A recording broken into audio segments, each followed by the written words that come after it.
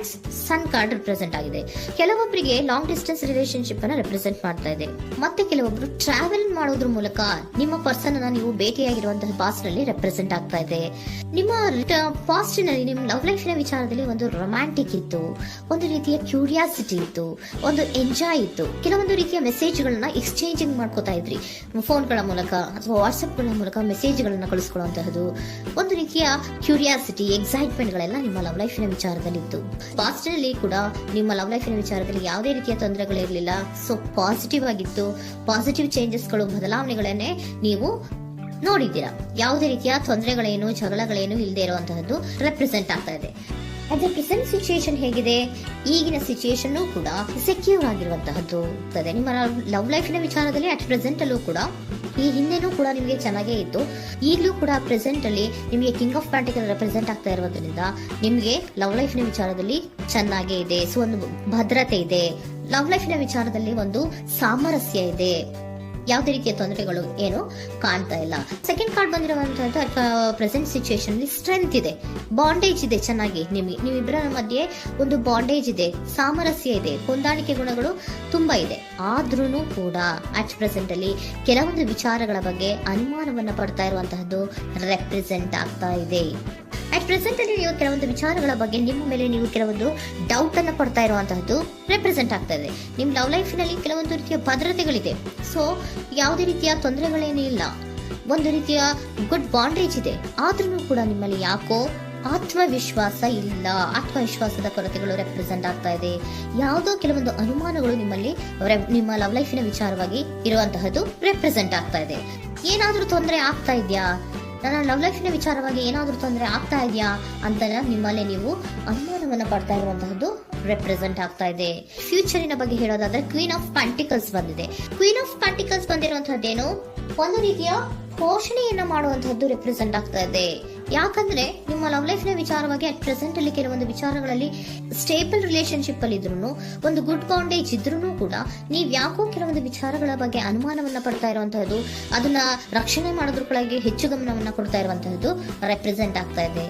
Immediate ಫ್ಯೂಚರಿನ ಬಗ್ಗೆ ಹೇಳೋದಾದ್ರೆ ನೀವೊಂದು ರೀತಿಯ ಪೋಷಣೆಗಳನ್ನ ಮಾಡುವಂತಹದ್ದು, ನಿಮ್ಮ ಲವ್ ಲೈಫಿನ ವಿಚಾರವಾಗಿ ಕೆಲವೊಂದು ರೀತಿಯ ಹೆಚ್ಚು ಗಮನವನ್ನ ಕೊಡುವಂತಹದ್ದು, ಯಾವುದೋ ನಿಮ್ಮ ವಿಚಾರಗಳಲ್ಲಿ ಹಿಡಿತದಲ್ಲಿ ಏನ್ ಇಟ್ಕೊಂಡಿದ್ರೋ, ನಿಮ್ಮ ಪೊಸೆಸಿವ್ನೆಸ್ ಅನ್ನ ಏನ್ ಇಟ್ಕೊಂಡಿದ್ರೋ, ಯಾವುದೋ ಕೆಲವು ವಿಚಾರಗಳಲ್ಲಿ ನೀವು ಬಹಳಷ್ಟು ಓಪನ್ ಅಪ್ ಆಗಿ ಮಾತಾಡದೆ, ಯಾವ ವಿಚಾರಗಳನ್ನು ಕೂಡ ಹೇಳ್ಕೊಳ್ಳದೆ, ನಿಮ್ಮಲ್ಲೇ ನೀವು ಕೆಲವೊಂದು ಬೇಜಾರುಗಳನ್ನ ಏನ್ ಇಟ್ಕೊಂಡಿದ್ರೋ ಆ ವಿಚಾರಗಳನ್ನ ನೀವು ಮಾತಾಡುವಂತಹ ಸಾಧ್ಯತೆಗಳು ಇಮಿಡಿಯೇಟ್ ಫ್ಯೂಚರ್ ನಲ್ಲಿ ಕಾಣಿಸ್ತಾ ಇದೆ.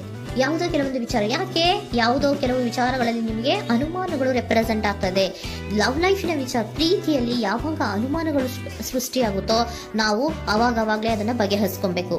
ನಮ್ಮಲ್ಲೇ ಇಟ್ಕೊಳ್ಳೋದು, ಅಯ್ಯೋ ಏನಾಗ್ತಾ ಇದೆಯೋ ಅಂತ ಕೊರ್ಗೋದು ಅಥವಾ ಏನಾಗ್ಬಿಡುತ್ತೋ ಅಂತ ಭಯ ಪಡುವಂತಹದ್ದು ಏನು ಬೇಕಾಗಿಲ್ಲ. ಯಾಕಂದ್ರೆ ಲವ್ ಇರುವಂತಹದ್ದೇ ನಂಬಿಕೆಯ ಬುನಾದಿಯ ಮೇಲೆ.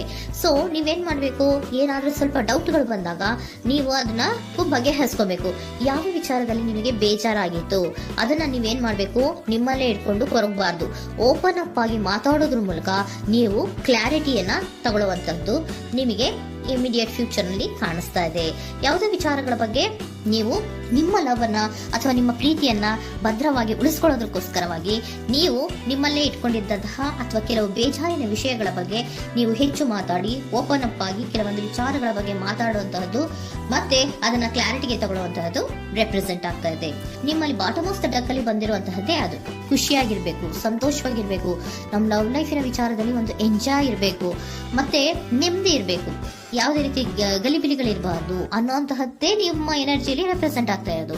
ಅದಕ್ಕೋಸ್ಕರನೇ ನೀವು ಏನೇನು ಕೆಲವೊಂದು ಸ್ವಲ್ಪ ಅನುಮಾನವನ್ನ ಪಡ್ತಾ ಇದ್ರಿ ಅಥವಾ ಕೆಲವೊಂದು ವಿಚಾರಗಳಲ್ಲಿ ನೀವು ಡಿಸ್ಟರ್ಬ್ ಆಗಿದ್ರಿ, ಓಪನ್ ಅಪ್ ಆಗದೆ ಹೇಳ್ದೆ ನಿಮ್ಮಲ್ಲೇ ನೀವು ಬೇಜಾರನ್ನ ಮಾಡ್ಕೊಂಡು ಏನು ಕೆಲವು ವಿಚಾರಗಳ ಬಗ್ಗೆ ಕೊರಗ್ತಾ ಇದ್ರಿ, ಅದನ್ನ ನೀವು ಓಪನ್ ಅಪ್ ಆಗಿ ಮಾತಾಡಿ ಅದರ ಬಗ್ಗೆ ತಿಳ್ಕೊಳ್ಳುವಂತಹದ್ದು, ಅದನ್ನ ಕ್ಲಾರಿಟಿಗೆ ತಗೊಳ್ಳುವಂತಹದ್ದು ನಿಮ್ಗೆ ರೆಪ್ರೆಸೆಂಟ್ ಆಗ್ತಾ ಇದೆ.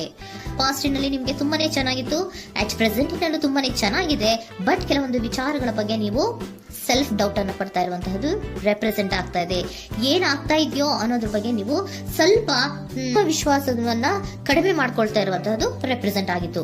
ಬಟ್ ಆದ್ರೆ ಇನ್ನು ಇಮಿಡಿಯೇಟ್ ಫ್ಯೂಚರ್ ನಲ್ಲಿ ಏನಪ್ಪಾ ಅಂದ್ರೆ ನಿಮ್ಮ ಲವ್ ಲೈಫ್ ಅನ್ನ ನಾವು ಉಳಿಸ್ಕೊಬೇಕು, ನಾನು ಎಲ್ಲವನ್ನ ನಮ್ಮ ಕಂಟ್ರೋಲ್ ಅಲ್ಲೇ ಇಟ್ಕೊಂಡು ಅಥವಾ ಪೊಸೆಸಿವ್ನೆಸ್ ಅನ್ನ ಬೆಳೆಸ್ಕೊಂಡು ನಾನೇ ಬೇಜಾರು ಮಾಡ್ಕೊಂಡಿದ್ರೆ ಸರಿ ಇಲ್ಲ, ನಾನು ಓಪನ್ ಅಪ್ ಆಗಿ ಮಾತಾಡಿ ಕೆಲವೊಂದು ವಿಚಾರಗಳ ಬಗ್ಗೆ ನಾನು ಕ್ಲಾರಿಟಿಯನ್ನ ತಗೋಬೇಕು ಅಂತ ಆಲೋಚನೆಯನ್ನ ಮಾಡ್ತಾ ಇರುವಂತಹದ್ದು ರೆಪ್ರೆಸೆಂಟ್ ಆಗ್ತಾ ಇದೆ. ಓಕೆನಾ? ಒಂದು ಏಂಜಲ್ ಗೈಡೆನ್ಸ್ ನ ನಿಮ್ಮ ಲವ್ ರೀಡಿಂಗಿನ ವಿಚಾರವಾಗಿ ತಗೊಂಡ್ಬಿಡೋಣ ಅಲ್ವಾ. ದ ಸಿಚುಯೇಷನ್ ವಿಲ್ ಇಂಪ್ರೂವ್, ಸಿಚುಯೇಷನ್ಗಳು ಇಂಪ್ರೂವ್ ಆಗತ್ತೆ. ನೀವು ನಿಮ್ಮಲ್ಲೇ ಇಟ್ಕೊಂಡು ಹೊರಗಬೇಡಿ. ಯಾವುದೇ ವಿಚಾರಗಳನ್ನ ನಾವು ಓಪನ್ ಅಪ್ ಆಗಬೇಕು. ನಾವೇ ಬೇಜಾರು ಮಾಡ್ಕೊಂಡ್ರೆ ಅವ್ರಿಗೆ ಏನ್ ಅರ್ಥ ಆಗುತ್ತೆ, ನಿಮ್ ಪರ್ಸನ್ ಏನ್ ಅರ್ಥ ಆಗುತ್ತೆ, ಏನಕ್ಕೆ ಬೇಜಾರು ಮಾಡ್ಕೊಂಡಿದ್ದೀರಾ ಅಂತ ಅವ್ರು ತಿಳ್ಕೊಬೇಕು ಅಲ್ವಾ. ನಿಮ್ಗೆ ಅವರಲ್ಲಿ ಏನೇ ರೀತಿ ಕ್ಲಾರಿಟಿ ಬೇಕು ಅಂದ್ರೂ ಕೂಡ ನೀವು ಮಾತಾಡಿ ಕ್ಲಿಯರ್ ಮಾಡ್ಕೊಳ್ಳಿ. ಅವಾಗ ಏನಾಗುತ್ತೆ, ದ ಸಿಚುಯೇಷನ್ ವಿಲ್ ಇಂಪ್ರೂವ್ ಆಗತ್ತೆ. ಇದಿಷ್ಟು ನಿಮ್ಮ ಒಂದಿನ ಲವ್ ರೀಡಿಂಗ್.